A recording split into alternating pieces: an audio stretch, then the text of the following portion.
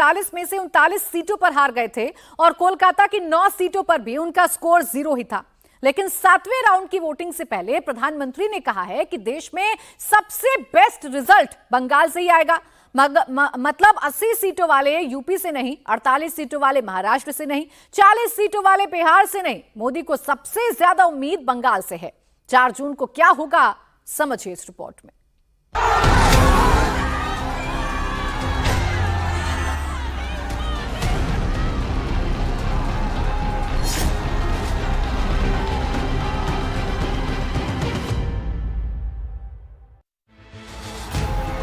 क्या नरेंद्र मोदी का 400 पश्चिम बंगाल से पूरा होगा?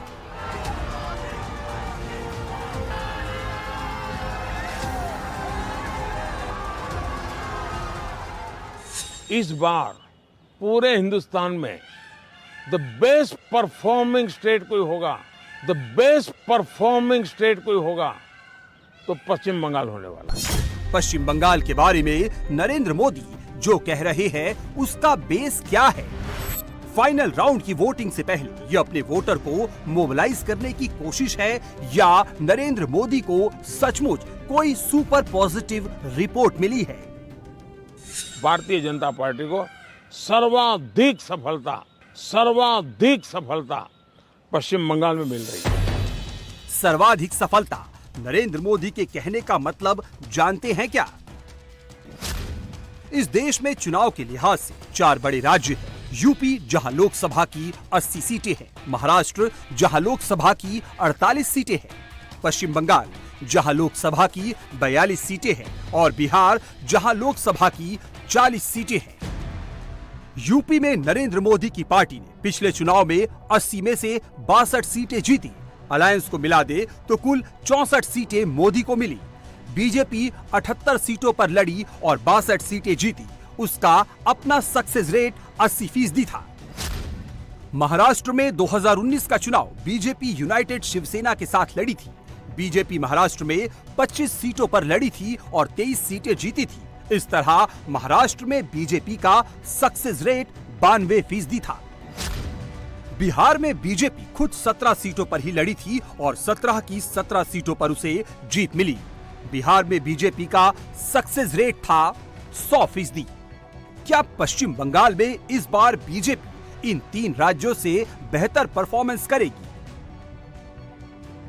क्या पश्चिम बंगाल में बीजेपी 75% या 80% का सक्सेस रेट मेंटेन करेगी?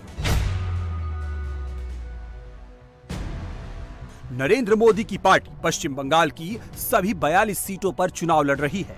75% सक्सेस रेट का मतलब है 32 सीटें और 80% सक्सेस रेट का मतलब है 35 सीटें।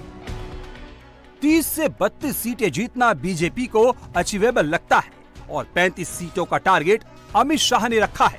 प्रधानमंत्री ने उसी पर मुहर लगाकर उसे पक्का कर दिया है। बंगाल के चुनाव में टीएमसी पार्टी अस्तित्व की लड़ाई लड़ रही है। आपने देखा होगा पिछले असेंबली के चुनाव में हम 3 थे, 3 में से बंगाल की जनता ने हमें 80 पर पहुंचा दिया। हमें लोकसभा के अंदर भारी बहुमत पिछले चुनाव में मिला था। इस बार पूरे हिंदुस्तान में द बेस्ट परफॉर्मिंग स्टेट कोई होगा तो पश्चिम बंगाल होने वाला है। भारतीय जनता पार्टी को सर्वाधिक सफलता पश्चिम बंगाल में मिल रही है और पश्चिम बंगाल का चुनाव एक तरफा है। जनता जनार्दन उसको लीड कर रही है और उसके कारण सरकार में बैठे हुए लोग, टीएमसी के लोग बौखलाए हुए हैं। लगातार हत्याएं हो रहे हैं, हमले हो रहे हैं।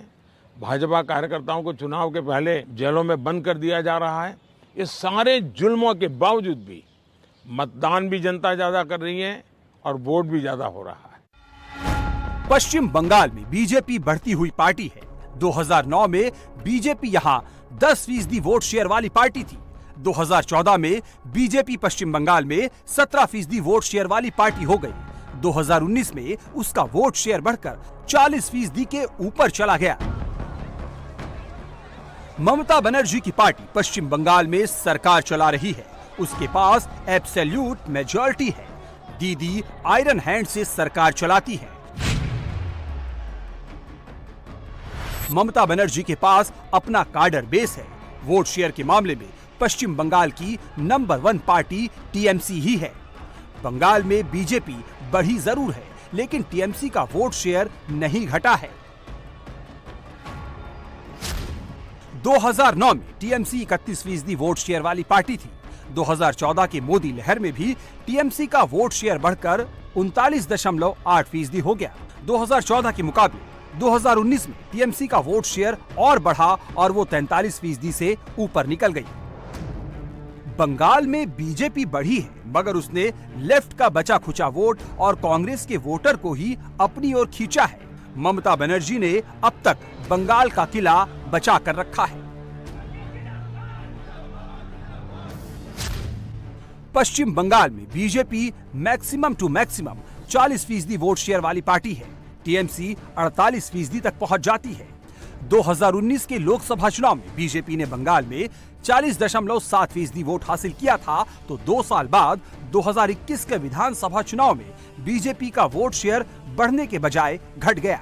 2021 में बीजेपी को 38.2% वोट मिले, यानी 2.5% वोट का शुद्ध घाटा। 2021 के विधानसभा चुनाव में टीएमसी ने 48% वोट हासिल किया, तो 2024 में अलग क्या हो जाएगा? पश्चिम बंगाल में बीजेपी का परफॉर्मेंस सबसे बढ़िया कैसे हो जाएगा? ममता बनर्जी तो कहती है कि इस बार वो बीजेपी को उखाड़ फेंकेंगी। हम हिम्मत का साथ काम करते हैं, इसके लिए मैं कहना चाहूंगी, मेरे को लिए जो भी आपको जो भावना है ये आपका भावना है, लेकिन मेरे को भावना है मुद्दा लाख बुरा चाहे तो क्या होता है, वही होता है जो मंदिर खोला होता है। आज भी याद रखना, बांग्ला ही रहा है। इसी के लिए हम अगर सीपीएम को ऊपर उखाड़ दे सकते थे तो हम बीजेपी को भी उखाड़ दे।